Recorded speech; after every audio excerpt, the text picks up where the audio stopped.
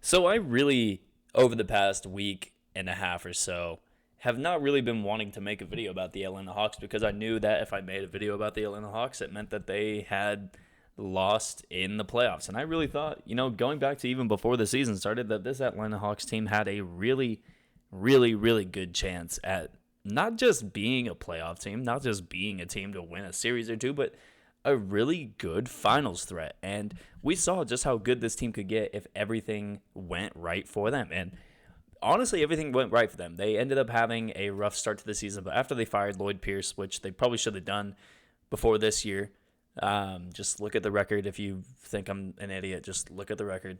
After the rocky start, they go, 27-11 over the last 38 games.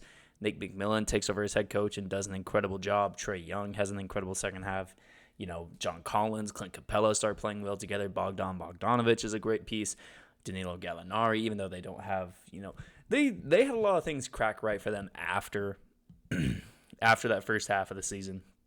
And a lot of it even led into the playoffs. They got even though I thought they were honestly going to lose the series against the Knicks, they got a favorable matchup against a team who just couldn't keep up with the Hawks scoring-wise. And then you look at their second-round opponent in the Philadelphia 76ers, a lot of things cracked right for them as well. They have Ben Simmons going through a mental breakdown when it comes to whether or not to lay the ball up open with no one on him or to pass it to Matisse Thybulle. And then they play against a Milwaukee Bucks team who, in their own right, have a star going through their own mental issues, whether it's just scoring in general, whether it's shooting from the outside, whether it's airballing like 100 free throws, it seems like this postseason, whether it's taking more than 10 seconds to shoot a free throw, it seems like 15 times this offseason or postseason.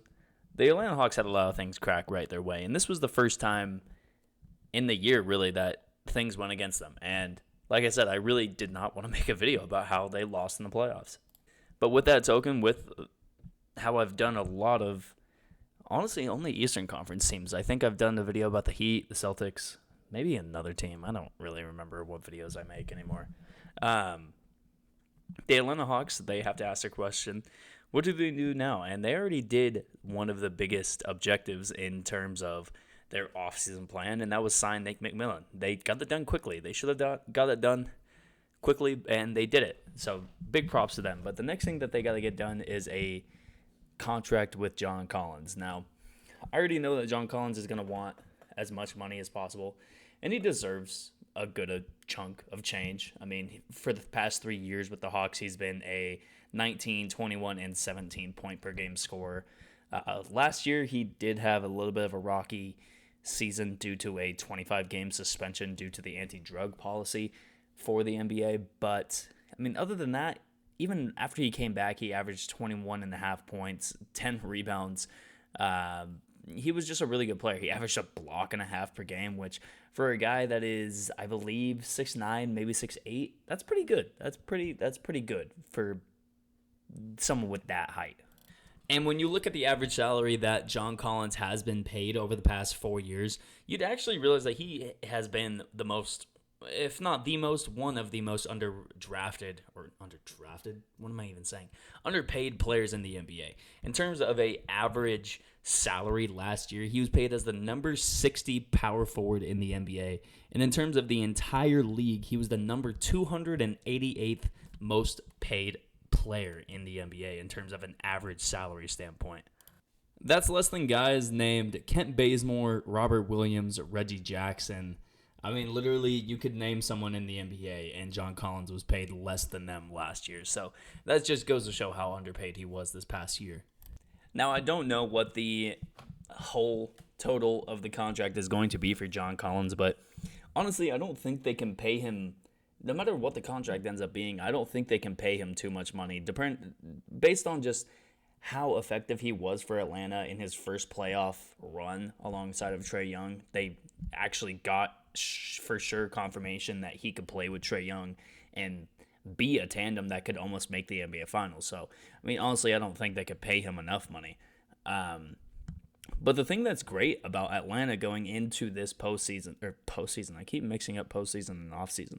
Great thing going for Atlanta going into this offseason is that they have the most flexibility out of any of the top playoff teams this offseason. I mean, you look at the Milwaukee Bucks, they really have almost zero flexibility to acquire new pieces or try to move on from their current pieces. The Phoenix Suns don't have a lot of flexibility. It kind of depends on what happens with Chris Paul, but they really don't have too much flexibility. You look at the other teams that were in the conference finals. Atlanta, like I said, has really, really good flexibility. The Clippers don't have a lot of flexibility.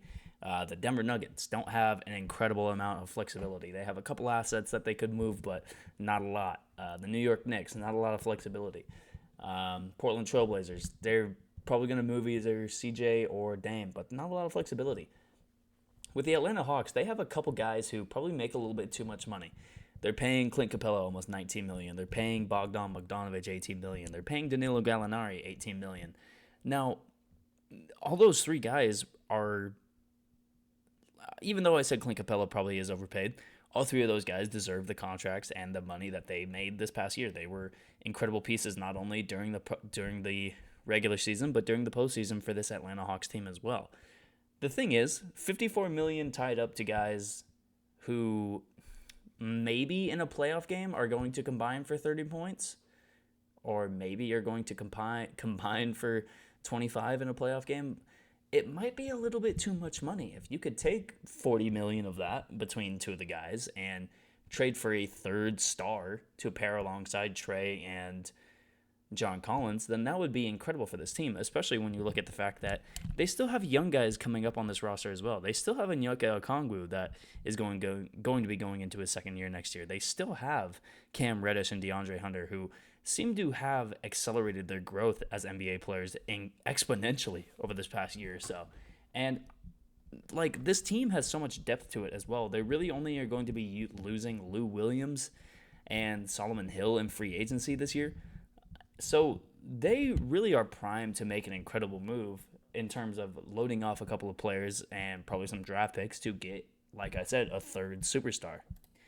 Now, who should that third guy be for the Atlanta Hawks? Honestly, there's a lot of options that they could go for. I'd love to see Karl Anthony Towns. I'd love to see somebody like Karl Anthony Towns go to this team, because of the fact that just imagine Karl Anthony Towns playing alongside John Collins and Trae Young.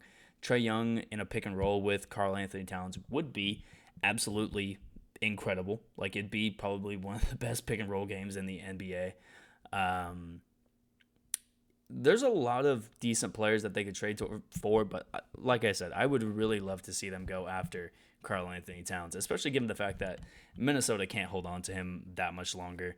And Minnesota needs to acquire players. So that trade would probably look something like Clint Capella. Maybe it probably would be either DeAndre Hunter or Cam Reddish.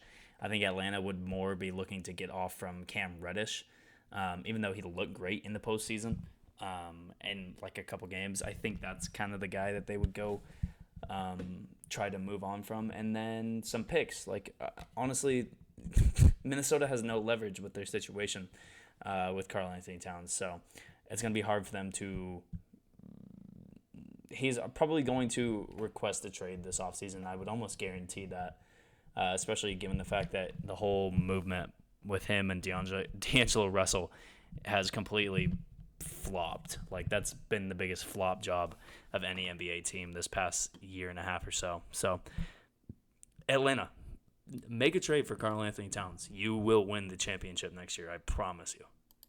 The Atlanta Hawks also have the number 20 pick in this year's NBA draft, and given the fact that they have really good success at drafting later in the first round or towards the middle of the lottery / first round, I guess that would be end of lottery, not late or middle lottery. So anywhere from like the 10 to 20 range, they've had really good luck at taking guys. I'm not exactly sure where DeAndre Hunter and Cam Reddish were taken in terms of their number of their pick, but I know that they were not a top 5 or 6 pick, I believe.